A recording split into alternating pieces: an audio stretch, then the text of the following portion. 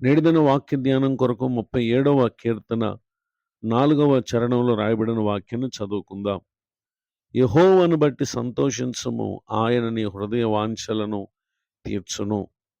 చదవబడిన ఈ వాక్య భాగంలోని దీవెన నా ప్రియులకు మీరందరూ పొందుదురుగాక. వాక్య ధ్యానం కొరకై ప్రార్థన. ప్రేమ కలిగిన మా తండ్రి, దయగలిగిన దేవా, నీకే వందనాలు.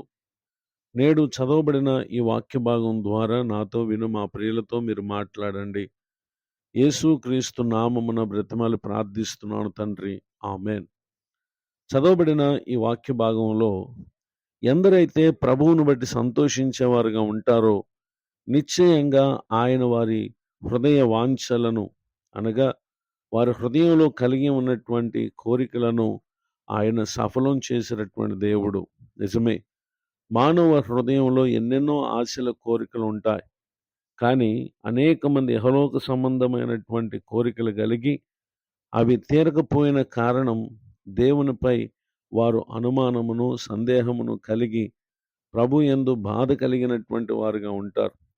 మన ఆలోచనలు, మన తలంపులు ప్రభువునందు సంతోషించకుండా ఉండేవి. అవి స్వార్థపూరితమైనవిగా ఉంటాయి. దేవుని చిత్తమును అనుసరించినవి ఉంటే గనుక అవి దేవుడు మన జీవితాలలో ఆయన తీర్చలేరు.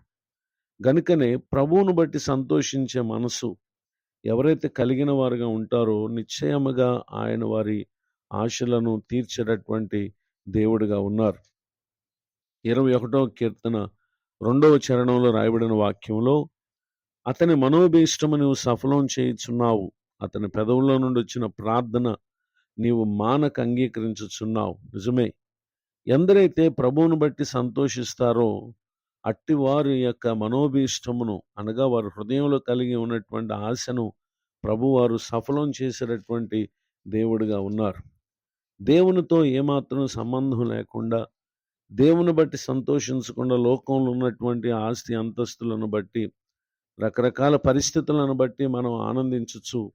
ప్రభునందు పరిపూర్ణమైనటువంటి విశ్వాసం లేకుండా మనం కలిగి ఉండేటటువంటి ఏ స్థితి వల్ల మనం ప్రభు అనుగ్రహించేటటువంటి దీవెనలను మన జీవితంలో మనం పొందలేం అనేటటువంటి సత్యాన్ని మనం గ్రహించాలి. ఇర్మియా గ్రంథం 17వ అధ్యాయము 5వ వచనంలో, నరులను ఆశ్రయించి శరీరులను తనకు ఆధారంగా చేసుకొనొచ్చు, తన హృదయమును యెహోవా మీద నుండి తొలగించుకున్నవాడు శాపగ్రస్తుడని చెప్పటం మనం గమనించగలం. నిజమే, ప్రభువును బట్టి సంతోషించక ఇహలోకంలో ఉన్నటువంటి స్నేహితులు, బంధువులు, రక్త సంబంధీకులు ఇలా అనేకమైనటువంటి వారిని బట్టి ఆనందించుచు ప్రభువునందు ఎంతమాత్రం విశ్వాసం లేని వారిగా మనం ఉంటే అట్టి వారు ఏమాత్రం దీవించబడలేరు.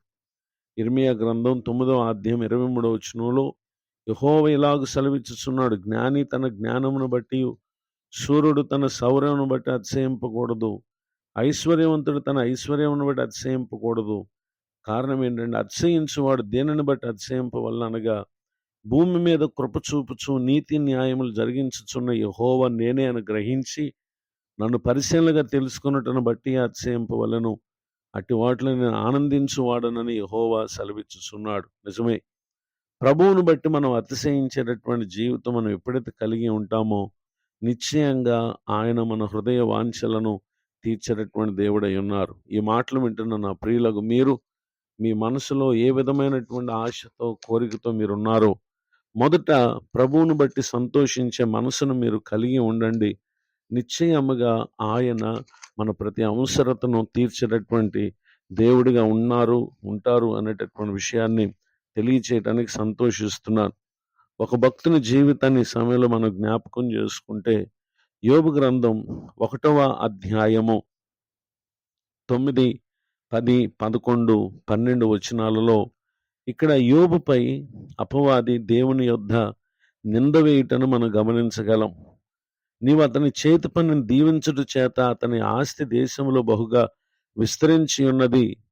అయినను నీవు ఇప్పుడు నీ చేయి చాప అతనికి కలిగిన సమస్తమును మొత్తిన ఎడల అతడు నీ ముఖము ఎదుటనే దూషించి నిన్ను విడిచిపోవునని యెహోవాతో అనినటువంటి విషయాన్ని ఇక్కడ మనం చూస్తున్నాం.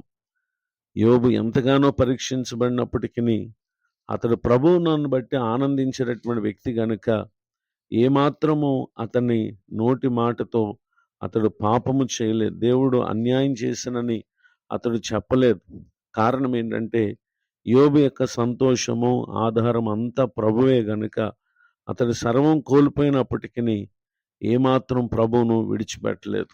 ఆ కారణాన్ని బట్టి యోబును బట్టి సంతోషించినటువంటి దేవుడు యోబుకు తాను పోగొట్టుకున్నటువంటి వాటికి మించి యోబు గ్రంథం 42వ అధ్యాయము 10వ వచనంలో అతని క్షేమస్థితిని ప్రభు మరలా దయచేశారు. యోబునకు పూర్వం కలిగిన దానికంటే రెండంతలు అధికముగా యెహోవా అతనికి దయచేశారు. ఈ మాటలు వింటున్న నా ప్రియులకు మీరు ఎన్ని విధములైనటువంటి ఆలోచనలతో ఆశలతో మీరున్న ప్రభువుని బట్టి మొదట సంతోషించండి. తర్వాత ప్రతి ఆశ కోరికను పరిశుద్ధాత్మ దేవుడు తన మహాకృపలో మన జీవితాలు తీరుస్తారు. ఇటు దీవెనలకు నా ప్రియులకు మీరు అందరూ పాత్రలు కావాలని కోరుతూ ఈ మాటలు ముగిస్తున్నాను. ప్రార్థన. ప్రేమ కలిగిన మా తండ్రి, మీకు వందనాలు. నేడు విన్న ఈ మాటల ద్వారా నీవే మా హృదయ వాంఛను తీర్చేటటువంటి దేవుడు గనుక స్వార్థపూరితమైన లోక సంబంధమైన వాటిని బట్టి కాక మిమ్మల్ని బట్టి సంతోషించు కలుగు దీవెనలు మా ప్రియులు పొందటానికి సహాయం చేయండి. దైవజనులను, వారి కుటుంబాన్ని, సేవా పరిచయం దీవించండి. కృంగిన వారిని, దుఃఖితులను ఆదరించి లేవనెత్తండి. మరొక నూతన సంవత్సర దయాకిరీటను పొందిన మా ప్రియుల ఎడల మేలు కలుగు చేయమని యేసుక్రీస్తు నామములో ప్రార్థిస్తున్నాను తండ్రి. ఆమెన్. తండ్రి, కుమార, పరిశుద్ధాత్మ దేవుడు తోడే నడిపించునుగాక. ఆమెన్. నేడు విన్న ఈ మాటలు మీకు ఆశీర్వాదకరంగా ఉంటే మీరు పొంది మేలు మాతో పంచుకోనండి. మీ ప్రార్థన అవసరాలు తెలియపరచడం నా cell number 9959141897. God bless you. Have a blessed day. ఇట్లా మీ సహోదరుడు పాస్టర్ విలియం బూత్.